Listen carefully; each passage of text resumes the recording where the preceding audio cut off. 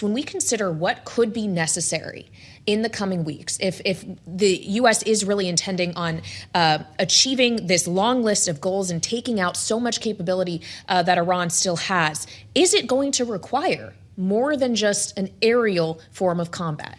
Yeah, it seems to me very clearly that the 4 to 5 week air campaign is going to do and is doing devastating damage to the Iranian regime, to their missile capability. But transforming a government requires what we saw in Iraq and Afghanistan, and that's clearly not what the Trump administration is interested in. As many have said, we don't have experience with changing regimes from the air.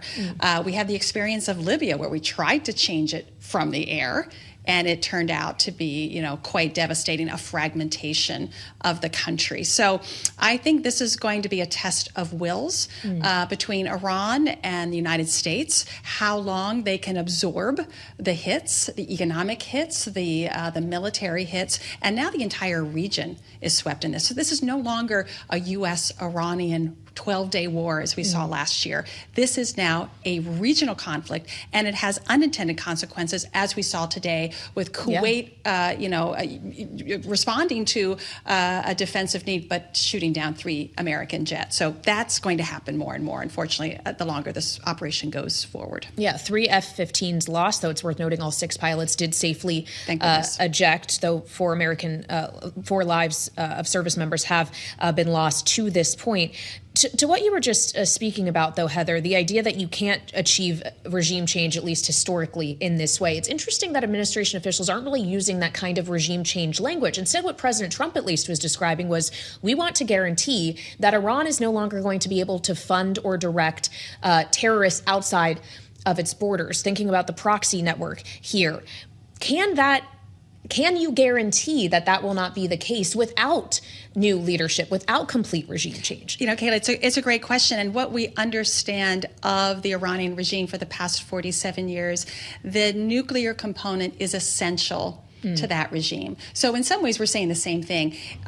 Without an Iran having a nuclear capability, this regime cannot survive.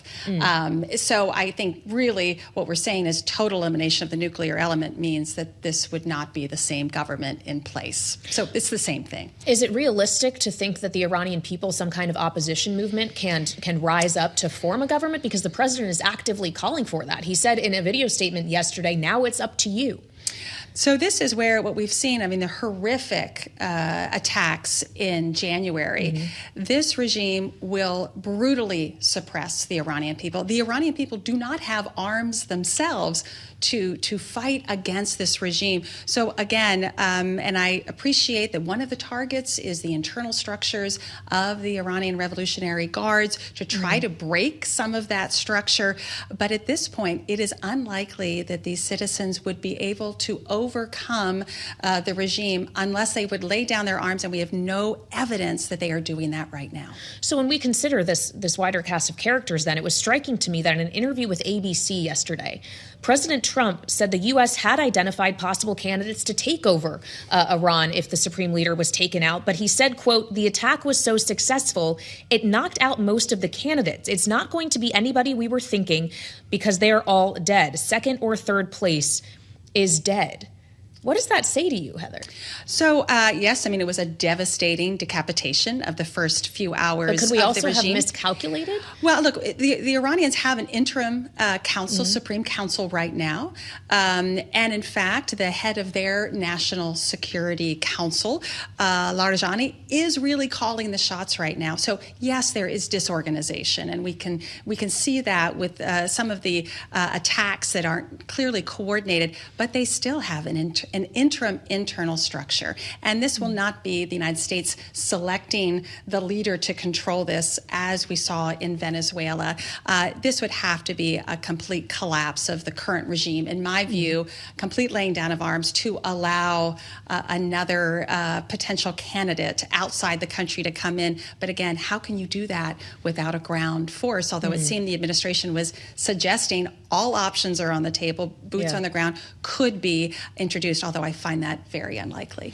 So when we consider whoever's making the decisions right now in Iran, let's talk about the decisions they are making. The choice to go after other Gulf states, that we're seeing bombs and sirens over places like Dubai and Abu Dhabi, that we're talking, as you alluded to, about damage that we don't know necessarily, according to the AFP, just how widespread the damage is to that fuel tank terminal in particular, but damage to energy infrastructure.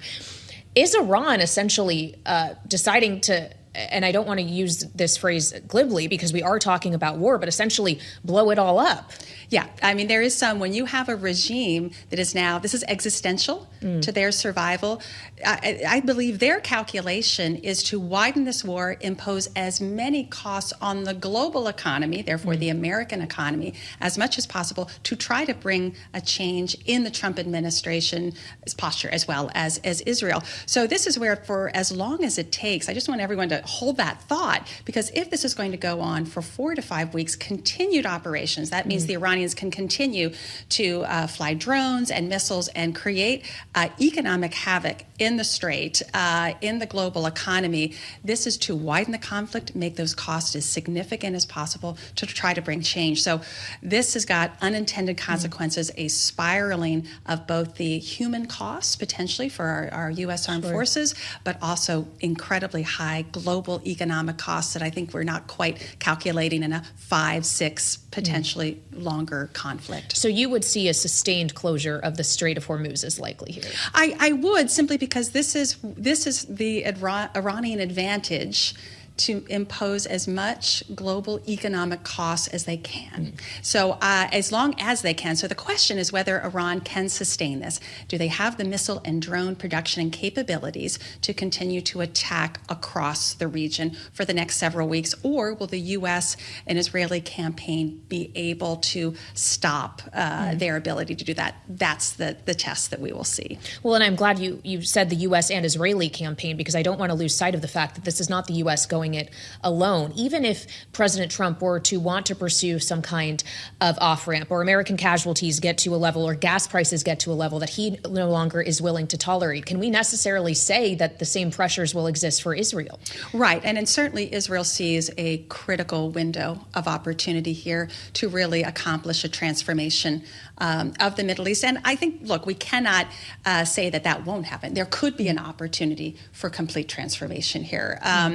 It's difficult to see that pathway forward. I think this would be something, if the U.S. would begin to pull back, it would have to be a very close consultation with Israel, with the Israeli Defense Forces, as there was close coordination as this attack was beginning. So it would be something that would be challenging for Israel. I think they want to seize this incredible moment, but we'll see what the political and economic costs are for President Trump to bear here at home the longer this goes. Well, and so when we think about that political cost in our final moments here, Heather, more widely, this was a president who said he did not want any more wars, that he wanted to be a bringer of peace. He campaigned as someone who was going to be much more an isolationist than an interventionist. Whether you're looking at what's happening with Iran now, or Venezuela, or potentially what we could see with Cuba, for example, are we learning that actually this president may be one of the most interventionists in modern history? He is very interventionalist. I would say he's also an internationalist. He really